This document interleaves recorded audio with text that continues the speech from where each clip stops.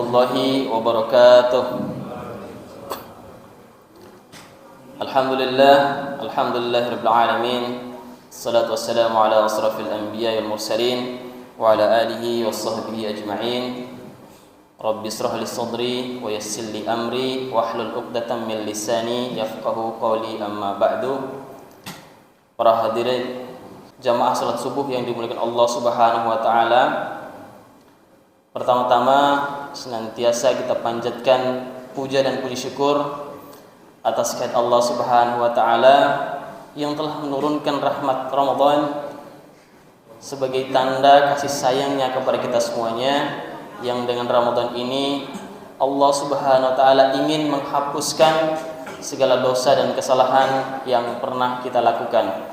Mudah-mudahan ibadah yang kita lakukan selama bulan Ramadan ini dapat menghapus segala dosa-dosa yang pernah kita lakukan, dan mudah-mudahan Allah jadikan kita sebagai hamba yang muttaqin, yaitu bertakwa. Amin ya rabbal alamin.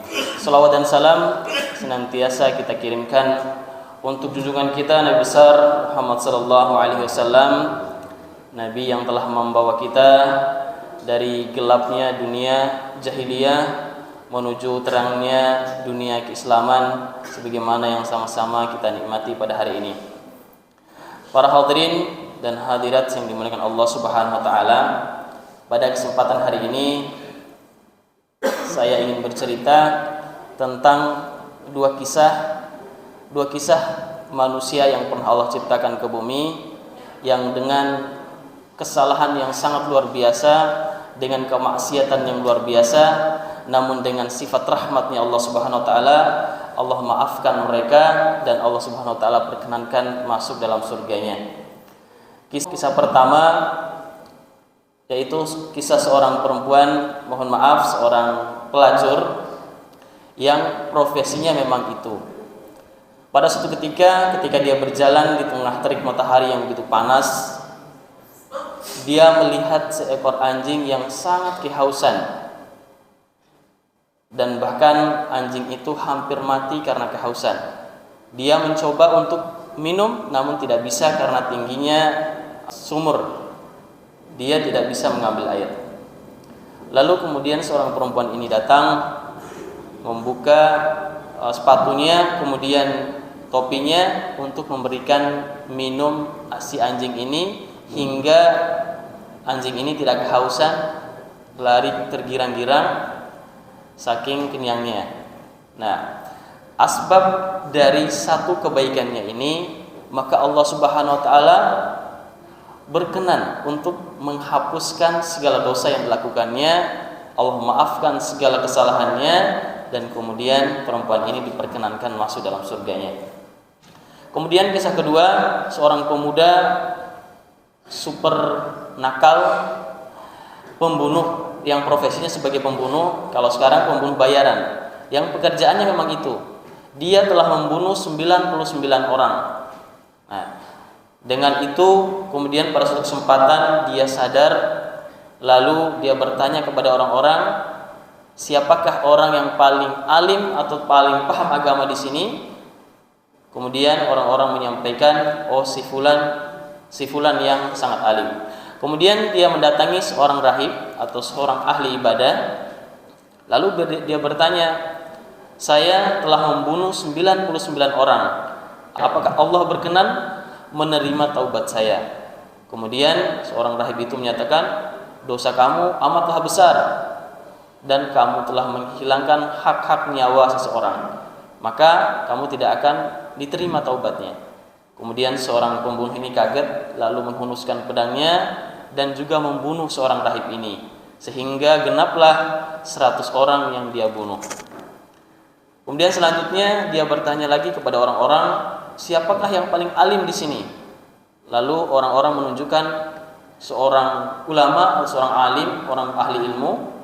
Lalu dia mendatanginya. Lalu dia bertanya hal yang sama, saya telah membunuh 100 orang. Apakah sudikah Allah menerima taubat saya? Kemudian seorang rahib ini, seorang alim ini menjawab, tidak ada menghalangimu untuk bertaubat dan Allah pasti menerimanya. Nah, dengar penjawaban ini, kemudian seorang pemuda ini bahagia.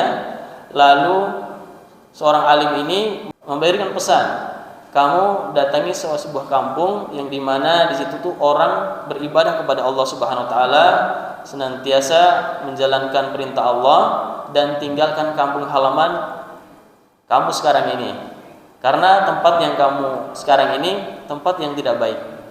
Nah, lalu dia mendatangi tempat itu. Qadarullah, di tengah jalan menuju ke tempat itu dia meninggal. Nah, lalu malaikat rahmat dan malaikat azab datang. Nah, ini bagianku, kata malaikat azab, karena tidak ada sedikit pun kebaikan yang dia lakukan, maka sayalah yang membawanya. Lalu malaikat rahmat bilang, oh bukan, ini untukku, karena dia bersungguh-sungguh untuk bertobat dan ingin mendatangi sebuah kampung yang taat kepada Allah Subhanahu Wa Taala. Setelah perdebatan panjang, kemudian datanglah seorang malaikat yang menyuruh mereka, malaikat rahmat dan malaikat azab ini, untuk mengukur manakah yang lebih dekat, tempat yang akan dia tuju atau tempat yang akan dia tinggalkan.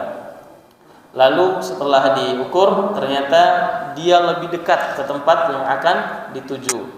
Maka malaikat rahmatlah yang membawanya, sehingga Allah Subhanahu Wa Taala mengampuni dosa seorang pemuda ini. Bapak Ibu yang dimuliakan Allah Subhanahu Wa Taala, dari kisah ini memberikan pelajaran bagi kita bahwa maksiat sebesar apapun, dosa sebesar apapun, Allah dengan sifat rahimnya, Allah dengan sifat maghfirahnya, ampunannya, maka Allah akan mengampuni setiap dosa-dosa itu, asalkan kita bersungguh-sungguh untuk bertaubat kepada Allah, kemudian diiringi dengan perbuatan-perbuatan baik lainnya. Maka momentum bulan Ramadan ini adalah momentum terbaik untuk kemudian kita meningkatkan kualitas ibadah kita. Mudah-mudahan amal baik yang dilakukan oleh kita di bulan Ramadan ini Allah perkenankan untuk menjadi penyebab kita dimasukkan dalam jannahnya nanti. Amin ya rabbal alamin.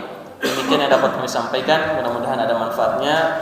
Allahu a'lam bissawab. Assalamualaikum warahmatullahi wabarakatuh.